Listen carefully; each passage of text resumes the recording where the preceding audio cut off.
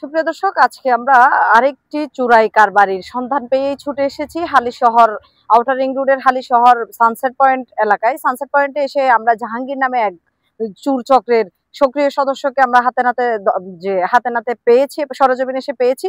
আমাদের সাথে পুলিশ প্রশাসনও রয়েছেন। এখানে এসে সরজমিনে এসে আমরা যেটা জানতে পারলাম যে সিডিএ এখানে যে প্রকল্পটি বাস্তবায়ন করেছে, এখানে বড় বড় কিছু ব্লক দিয়েছেন সৌন্দর্য বর্ধন, এবং এখানের যে দর্শনার্থীরা পর্যটকরা আসেন সেই পর্যটকরা বসে যেন ওই যে সাগর পাড়ের চট্টগ্রামের উপকূলীয় অঞ্চলের যে সৌন্দর্য সেটা উপভোগ করতে পারেন।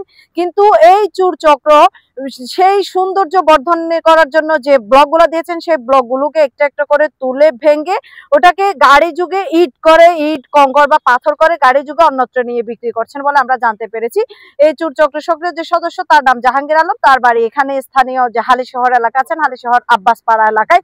সে এর আগেও আরো 2 গাড়ি এরকম যে ব্লকে ভেঙে পাথর নিয়ে গেছে বলে আমরা জানতে পেরেছি।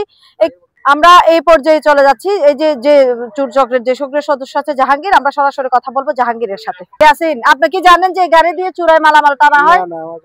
না জানলে আপনি জেনে শুনে আসবেন না। আপনি যখন গাড়িটা নিয়ে কোথাও যাচ্ছেন তখন আপনার জানা উচিত ছিল। আমি ভাড়া মারতেছি, আমি ভাড়া যাব, যাওয়ার পরে যে সিদ্ধান্ত আমি দেখবো যে চোরাই নাকি।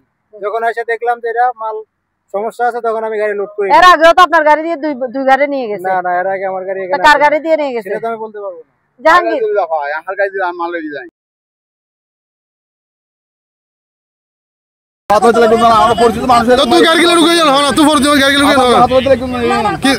তোর নাম কি? জাহাঙ্গীর। তুই গাড়ি গিলে ঢুকে আমরা এতক্ষণ ধরে কথা বলার চেষ্টা করছিলাম। আপনারা শুনছেন জাহাঙ্গীরের বক্তব্য। রেবেকা সুলতানা, রেখা চৌধুরী, জাতীয় দৈনিক আলোচিত প্রতিদিন, চট্টগ্রাম।